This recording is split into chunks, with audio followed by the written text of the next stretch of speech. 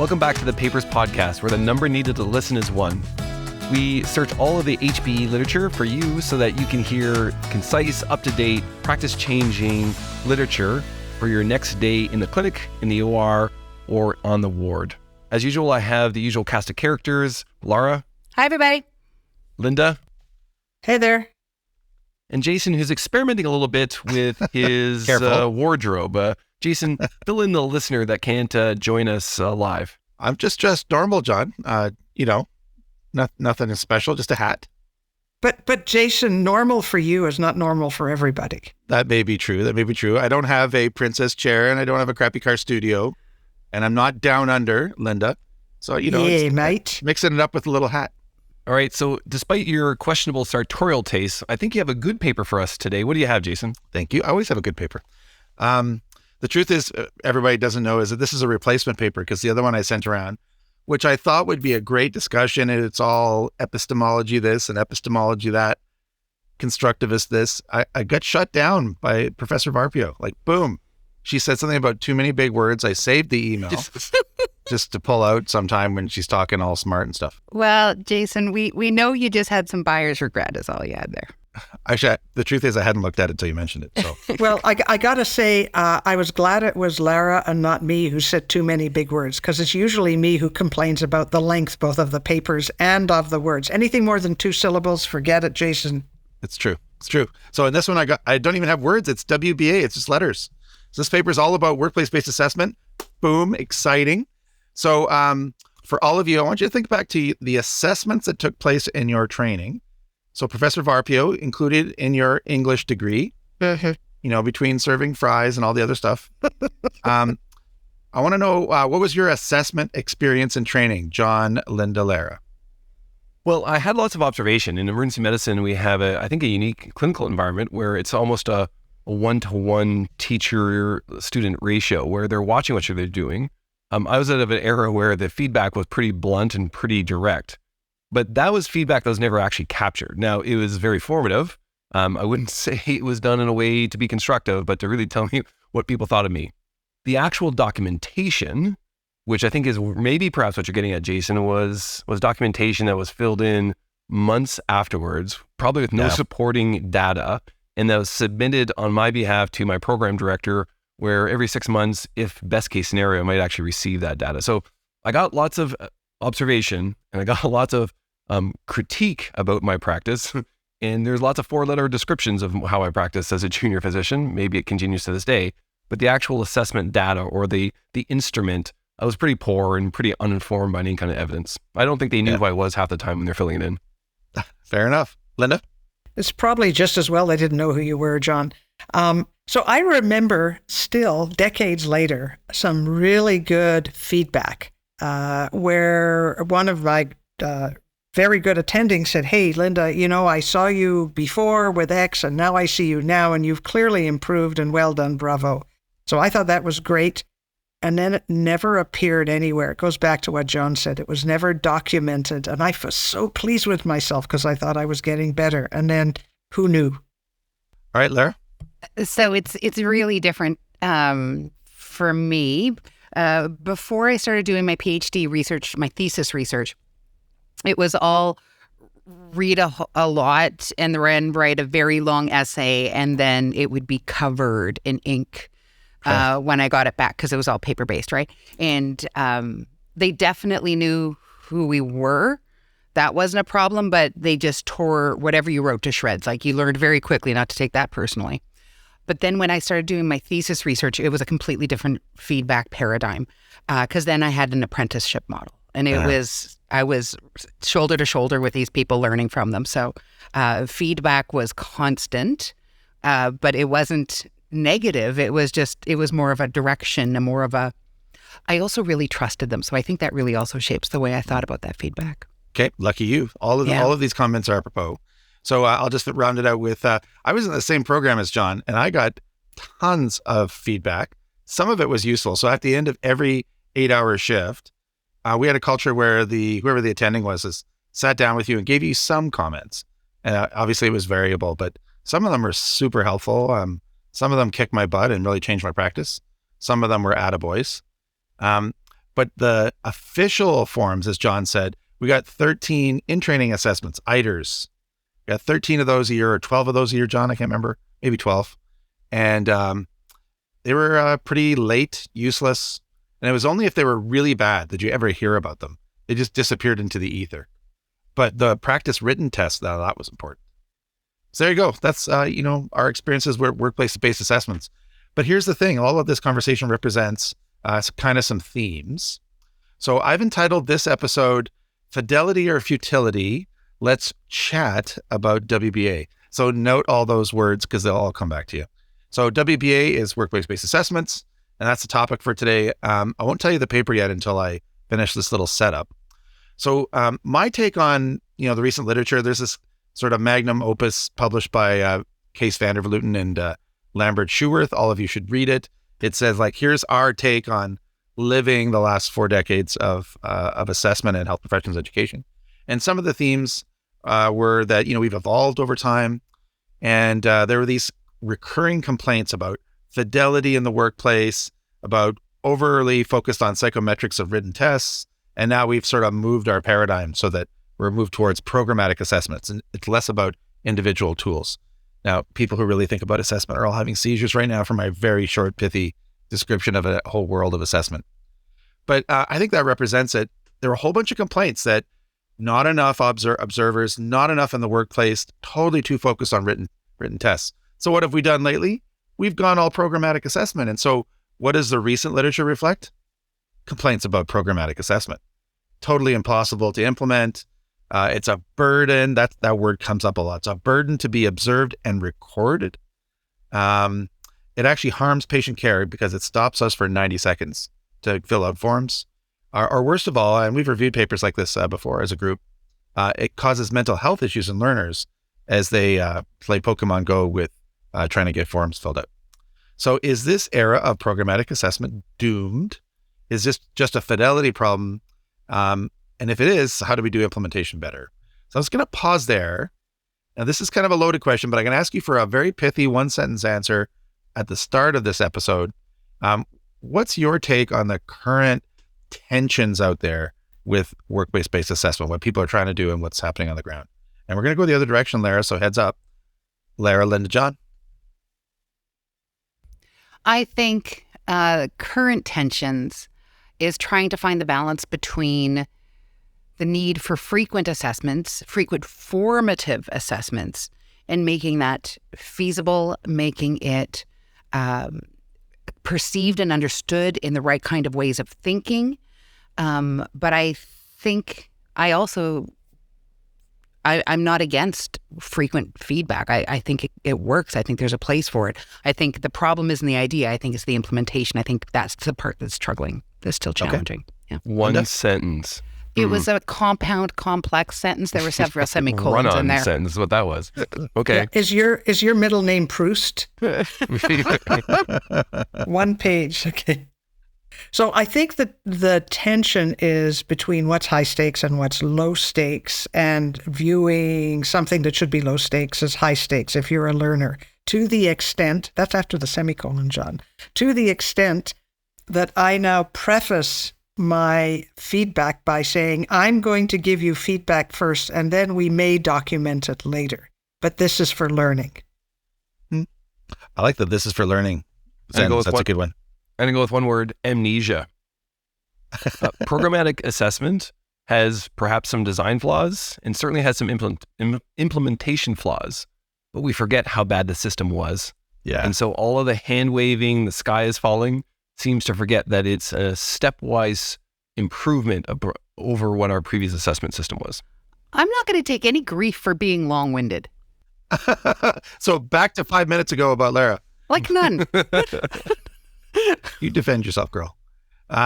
Okay, that's awesome. I like the amnesia comment too. That I definitely feel like I'm living it. What's that where you're like going over and over again? You've been through something before. Help me with the word. Groundhog Day. I don't know. It feels like deja vu. Deja vu. Yeah. Expecting something different. No, it isn't. It's insanity is doing something over and over again and expecting things to change. Actually, I was thinking deja vu. So there you go. Okay. I was thinking deja vu too. Do we have dual deja vu? Oh. Dual deja vu? Oh, Inception.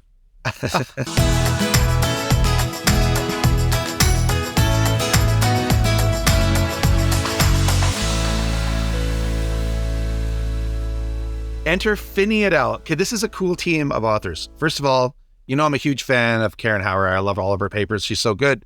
So this includes MedEd gurus Karen Hauer and Bridget O'Brien, but it also includes a resident and 2 med students. And the first author is a resident. That's so awesome. They're all from UCSF in the US. And the title of the paper is Beyond Checking Boxes, Exploring Tensions with the Use of Workplace-Based Assessment, Tool for Formative Assessment and Clerkships. This is in academic medicine. I went back to October 2022. I decided it was such a fun paper. And also people complained about my previous paper. So I swapped something in. Now, so what did these guys do? They implemented a new, completely formative, lucky them, workplace-based assessment direct observation tool to their clinical clerkships in the middle of COVID. So they did some big innovation where they had to get all the culture to change and everybody to do something new. And they did it during a pandemic. I got scars in the back of my back for doing something like that too. And I still have PTSD.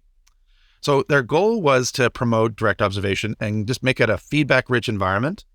They did do some fact dev to set this up and some messaging. In this study, they sought to understand the role of a WBA tool in facilitating feedback. And they used a really cool theory. I'm going to ask you in a second if you know about this theory. They used cultural historical activity theory, aka CHAT. It's got some other acronyms out in the literature, but we'll use CHAT for today. So be honest, how many of you have been immersed in CHAT and loved it? You know, have posters on your ceiling about CHAT? John, Linda, Lara? Well, I can tell you that I thought it was pronounced chat. I thought we were talking about French cats. En français. So that should probably give you a sense of how much I knew about this. I went to Wikipedia, which is my go-to source for all things qualitative methodology. And I know you're going to tell us a little bit about it. I thought it's an interesting idea. There is not enough in the paper for you to unpack this in a meaningful way. You need a supplementary or supporting text.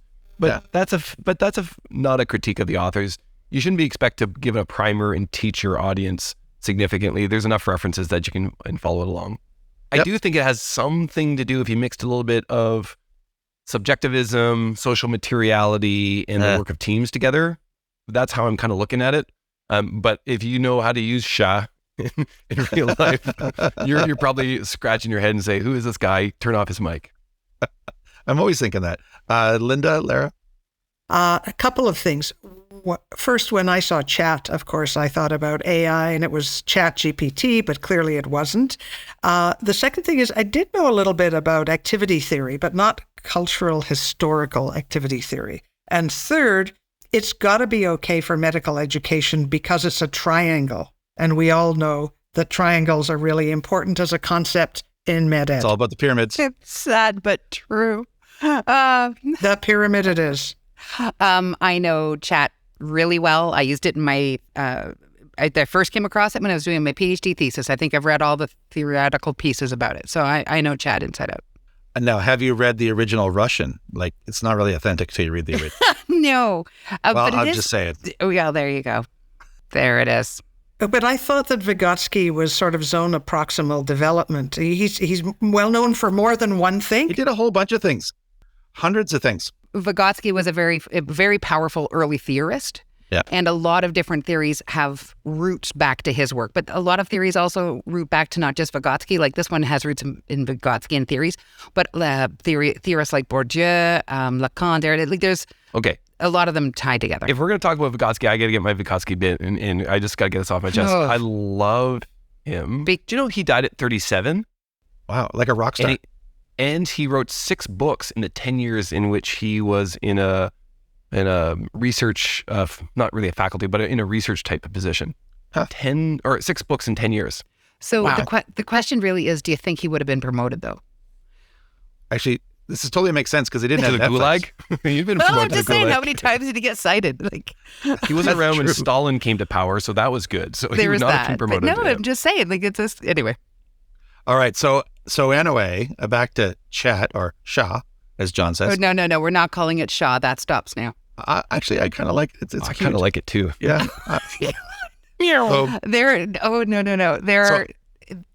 No, go ahead. Just can't. I love torturing Lara's brain. Okay, so we just said it originated with Russian psychologists, and so the two that are associated with this are Vygotsky and Leontiev. I don't know if I got that right. I'm sorry, I butchered that. Leontiev.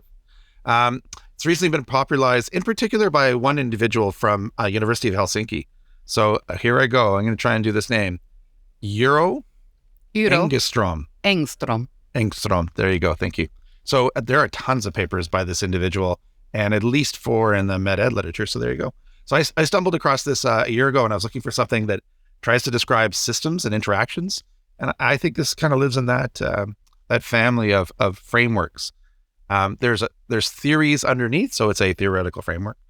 And it helps us to understand and analyze relationship between, Wikipedia says the human mind and human activities. That's a very broad way of explaining this. The framework is friendly to social psychology and constructivist epistemologies, at least by my view of reading.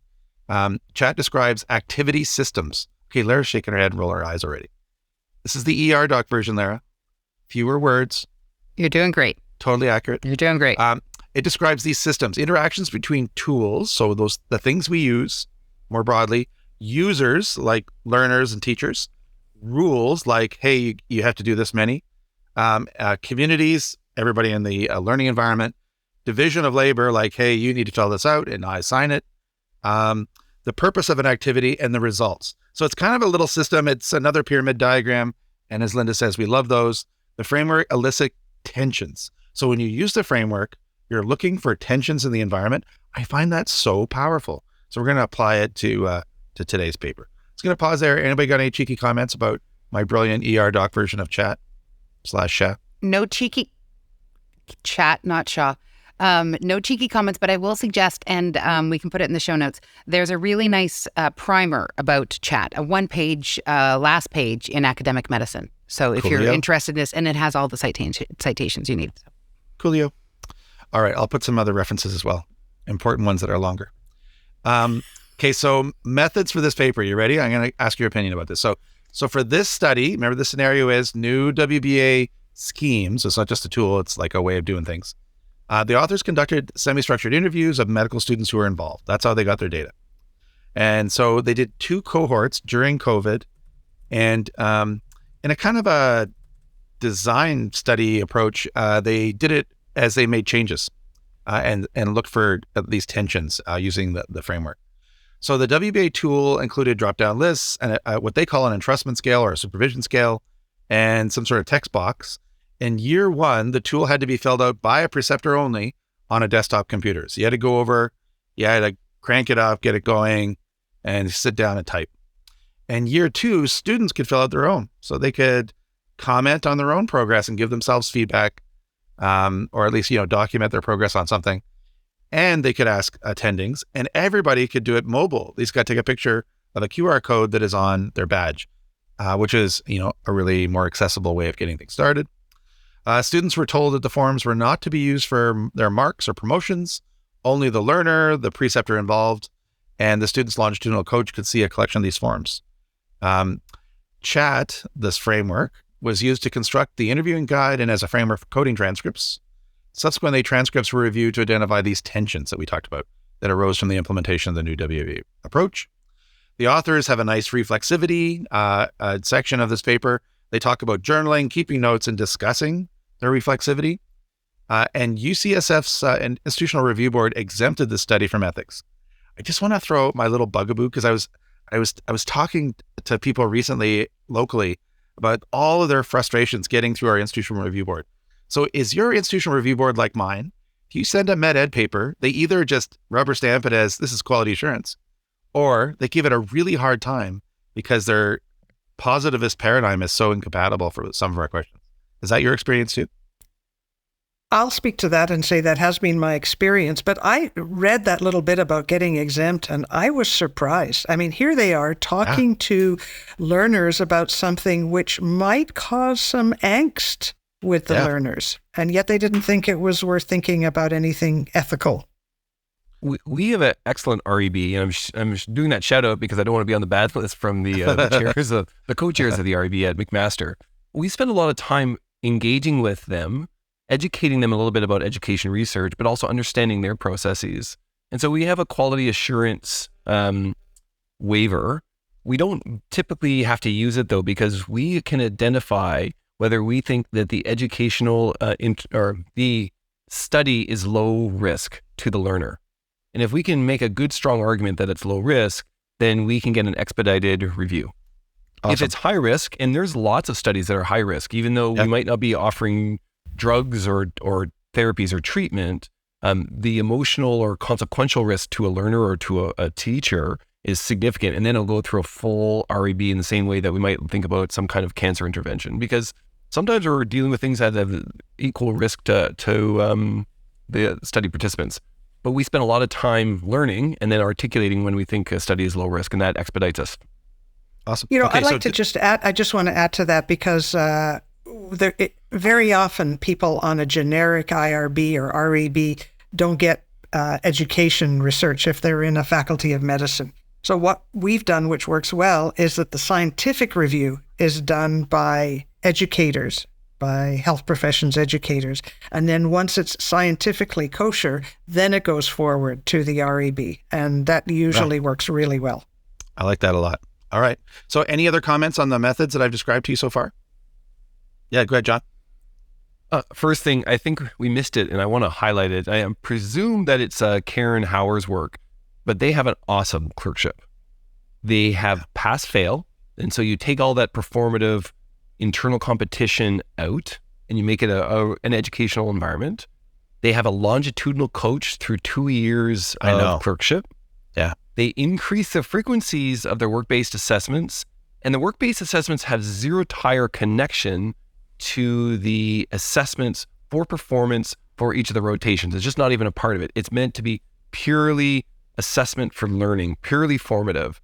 And wow, that's amazing. Now, 2 issues. The first is I worry that they mix 2 type of data collection processes. One that's clunky and supervisor driven, and one that's, and the second one, which is using a mobile phone, and both a learner or a supervisor can complete it.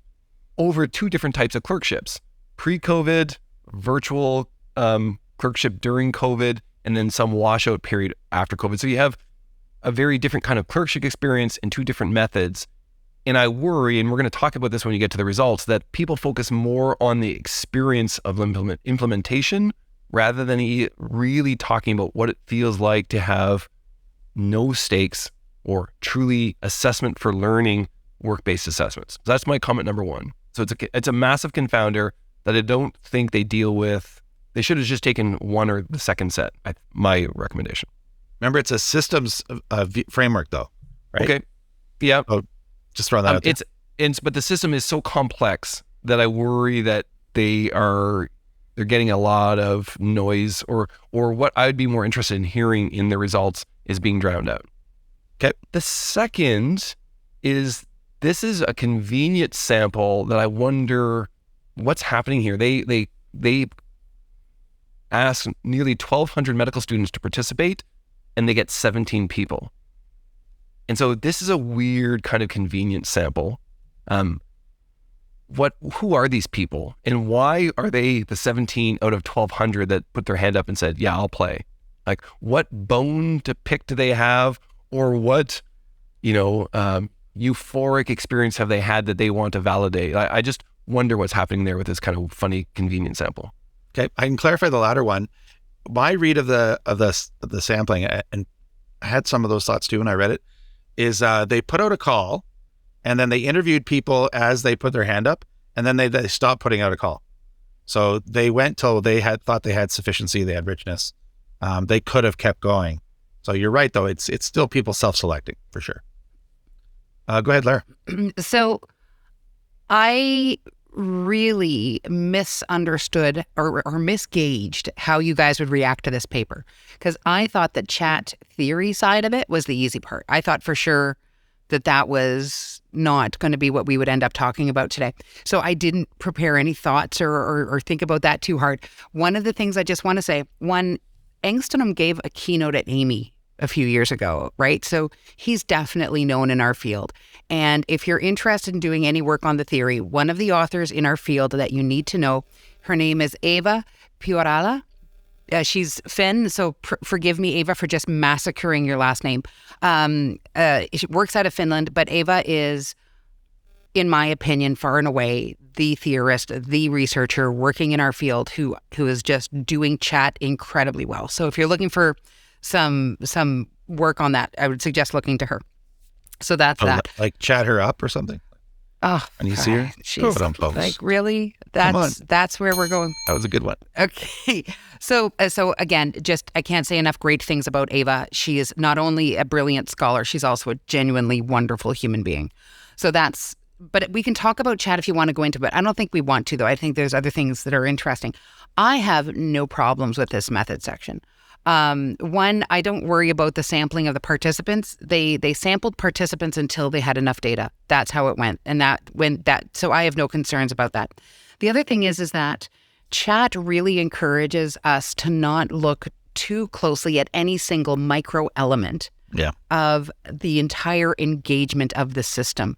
So be that the students that we're looking at, the tools, the division of labor, it asks us to hold all of them in consideration and to consider that broader system. So yes, you pay attention to the, for instance, design of the tool, but you do that as well as paying attention to other elements. So I don't know if that's what's bugging you, John, but I got to say the way this theory works, and this is a gorgeous use of the theory. This paper is beautiful when it comes to implementing the theory. I don't know if that's what's giving you hiccups, but they really did a good job using it. Okay, Linda, then John can jump back in. So I, too, was a little concerned about this in terms of it being a moving target, and they were basically evaluating a moving target.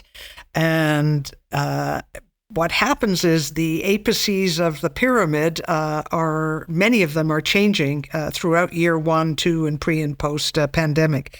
But then I realized what they're looking at is the evolution of the system. And that sort of calmed me down about this. So I'm actually okay with the fact that things changed en route. Okay, John, last word on the methods? I don't think I'm going to say anything more except to say there was no purposefulness in how they recruited. And so if they get the first 17 people to answer out of 1,200, there's something happening there. That's all I'm saying. I'm not saying it's a critical error, but if you just roll your hands, Lara, emphatically and say it's all fine, then we can say it's all fine for every kind of recruitment we do. You have to be thoughtful and say they sent a blast email to 1,200 and the first 17 that put up their hands are the ones that get in. I think if you want to be purposeful, I think there's different ways to do that. Okay, fair. All right, fair.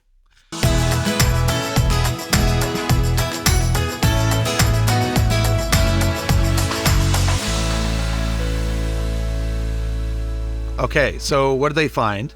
In year 1, there were 6,818 WBAs by supervisors completed.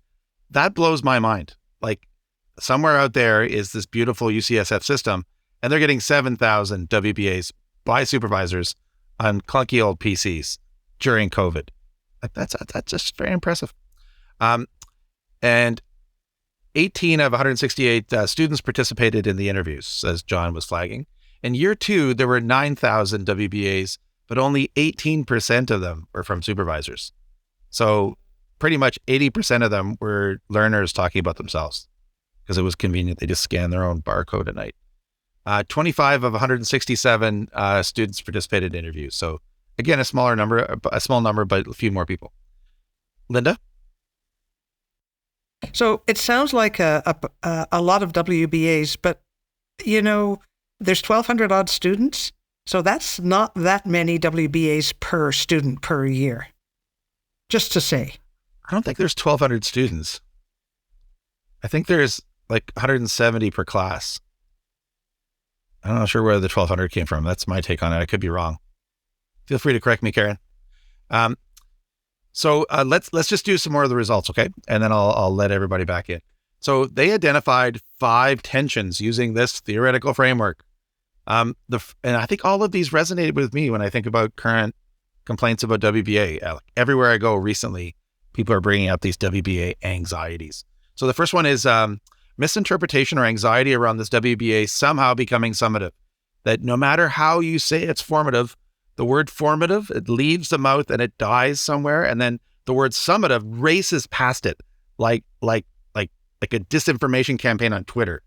And that's what all the students remembered, is that somehow it's going to be summative. It's going to hurt them. Number 2 was that in the year 1, the tool was universally hated. It was cumbersome. And that was identified as a barrier to getting feedback. It was a barrier to start. It's a barrier to record. And the students reported that this led to poor quality. By the time people were actually able to break through and document something, they were exhausted. Their fingers couldn't move. So they wrote read more. Number 3, avoidance of burdening busy clinical supervisors. There was this impression that learners had that they were somehow causing a problem by putting their hand up and saying, "Hey, medical school teacher, could you do some teaching?" and fill out a form. Number 4 was perception of WBAs as useless, checking boxes. There are editorials about CBME completely addressing that as well. And then the 5th one, and one I find the most delicious, is that there seemed to be some learning environment specific WBA cultures. And there was a contrast between those who felt like they had rapport with a preceptor who was asking them to fill out, "Hey, let's do one of these and record it," versus other workplaces where it was really a dangerous thing to ask the tigers that were their supervisors to take a moment. So those were the 5 tensions. They comment that they evolved over time. I'm going to pause there. What's your take on these results before I tell you the author's conclusions, or at least my take on the author's conclusions? Let's go, Lara, Linda, John. So one of the things that I want to highlight about these results is, and it's, I would like to encourage our listeners to actually look at the manuscript, because the authors do a really clean and nice, easy to follow job of signaling in the results where the theory is helping them to see these tensions. So first, from a way, like, how do you use theory in a research paper orientation? This is a beautiful example of how you do that and how you do it well. I can't say enough nice things about it. I think the other thing that these results really highlight is the ways in which the individual's experience is really tied to the context, to the ways in which we think about our work and the other people in it, the tools available to us, and the sense of purpose that we have in that space. And the results do a really nice job of putting some language and some description around those tensions. So I think, I also really want to signal they did a great job. Was it figure 2? That was the figure with the different triangles. Really nicely done. Beautiful illustration of it. I liked it very much. Cool. With the tensions illustrated. Yep. Yeah. Linda? So I like the results. I'm not convinced there's much new in the results. Perhaps looking at it with the little triangles was a nice way of looking at it, but the actual 5 tensions are not new. Much of those tensions has been seen already in residency education, but did we really need this study to find these 5 tensions? Framed it quite nicely, but not much new. Having said that, I agree with Lara. Those the little diagrams are very nice. All right. John, help me here. Obviously, our colleagues have not read the paper. Come on, John. What you got? I got to apologize. I'm going to apologize to Bridget and to Karen, who I know well, and to Finney, who's the lead author. I feel like reviewer too, what I'm about to say, which is I wish they had done a different study, which when you're an author, you're like, well, I didn't do your study. Beat it. I'm doing my study. My point is that the system intuitively knew that the tool was broken. That's why they changed year 1 to 2. They got signal that it wasn't effective, and so they changed it. And a lot of the data that you hear in this study is that the tool is broken and didn't work. The parts I would like to pull out, and I would echo what Linda and Lara have said, that they use chat, they use this theory to really illuminate some interesting things.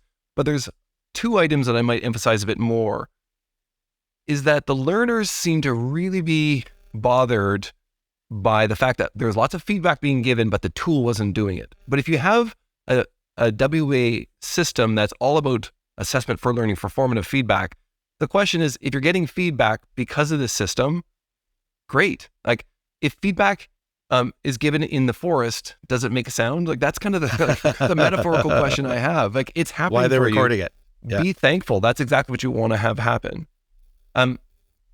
It's interesting that a lot in the second year, almost 20 or 80% of it was self-assessment in the WBA. It's the learner. And I just wonder, what's the utility of that? We know that lack of guided self-reflection, or in this case, self-assessment, it's not the most helpful type of feedback that we can offer. You miss your own blind spots.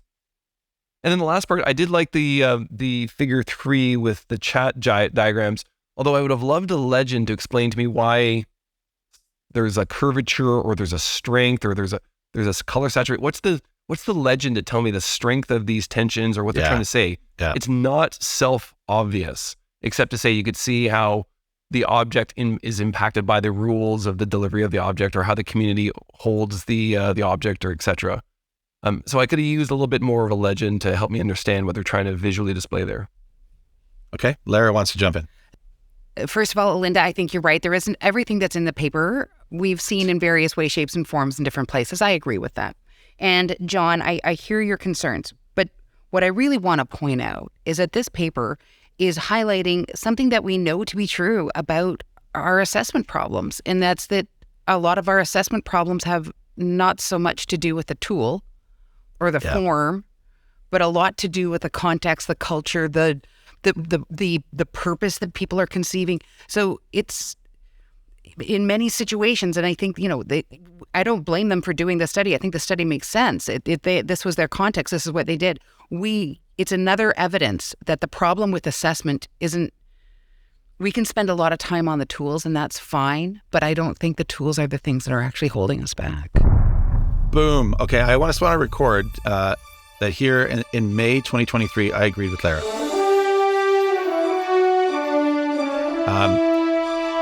Because she's right. I think this paper is so important because it's not about the tool. Like, it should be titled, "It's not about the tool, everybody."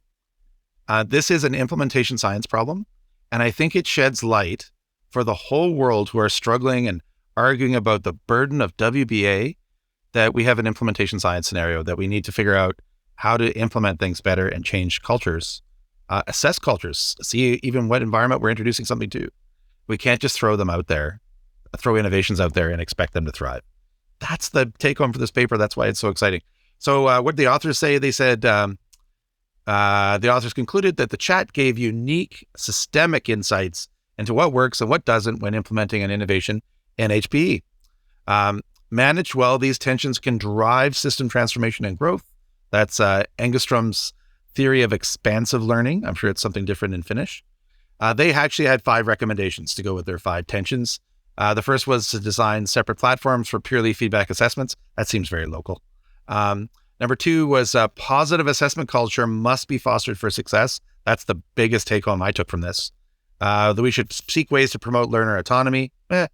Number 4 was use technology to facilitate real-time feedback. Yeah, that's pretty good. And that the development of trusting, long-lived relationships between preceptors and students is of value. So the big thing here is the assessment culture. Let me just take any other comments, Linda? Yeah, so one of the things I really liked about this paper was their table 2. And for those who are writing a paper, especially a qualitative one, and Lara, tell me if I'm wrong, but there's really nice alignment here with the results they've got, the tensions, then their recommendations, and oh, by the way, here's an illustration of that, and then a really practical application. So if you read nothing else, if you don't want to read about chat or SHA or any of that, table 2 is very helpful. I love how we renamed. No, you have not renamed it. Global framework. Eva Biorala will just kill me. We have not renamed it. I'd like to invite Loyal Papers listeners to go ahead and feel free to interpret the new 21st century version of this study that Sherbino has coined.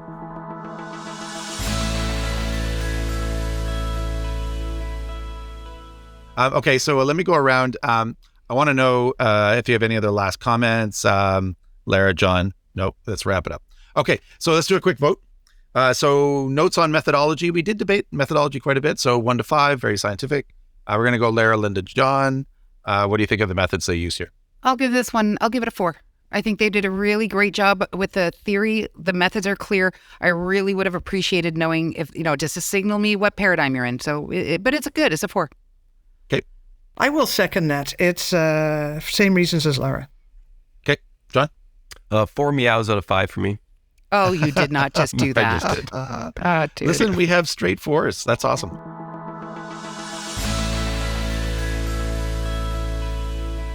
So, John, Linda, Lara, what's your take on impact of this paper? This is my reviewer 2-part. I just see there's such an opportunity to something else. I think it reminds us that assessment culture, and it's hidden a little bit in the discussion and the results, that assessment culture is really important. They built a great assessment culture, and their learners really focused on the platform.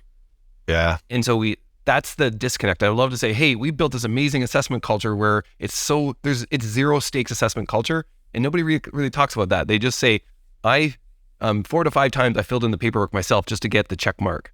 And I'm really not happy with the platform because it was PC based, not web based. Okay, so what's your score for burying 3. the lead as they did? A 3. 3. That's generous of you. Okay, Linda and then Lara. So I'm torn between a 3 and a 4, and unlike Lara, I won't give it a 3.5. 3 because, as I said, I don't think there's all that much new in their findings, but 4 because they actually use their findings well. They talk about recommendations and applications, and I think because of that, and because this is sort of an outcome type of thing, I'll go for a 4. Awesome. Am I allowed to give decimal points? No. You can give, I don't know, meows.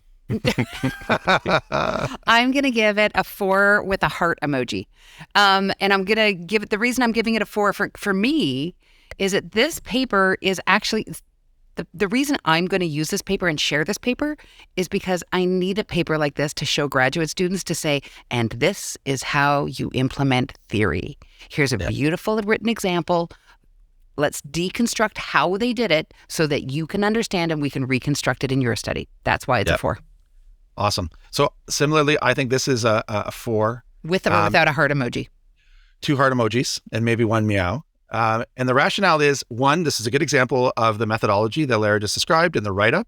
And 2, I'm going to use this paper as a practitioner when people start talking about their angst about WBA and the burden on supervisors. I'm going to pull this out and talk about its systems. So how can we address your local assessment culture and your local realities, and how can we get some data on that, et cetera. So there you go. This is the paper by Fidelity, and it's about WBA. We hope you enjoyed it, and we'd love to hear from you. Do you agree with this paper's findings? Do you agree that this team are superstars? Isn't it amazing that a first-year resident was first author in academic medicine? And remember, is it Fidelity or Futility? No, chat says it's all about the culture. So on that note, I'll talk to you later. Bye-bye. Thanks for listening, everyone.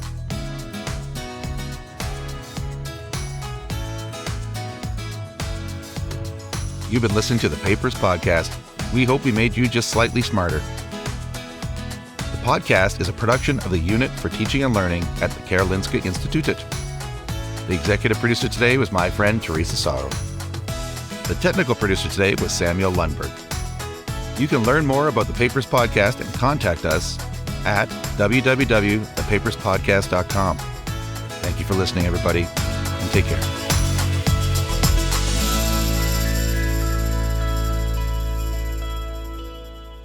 Does Samuel have the video of this? Because if he could see you in this hat right now, Mr. Potato Head, then...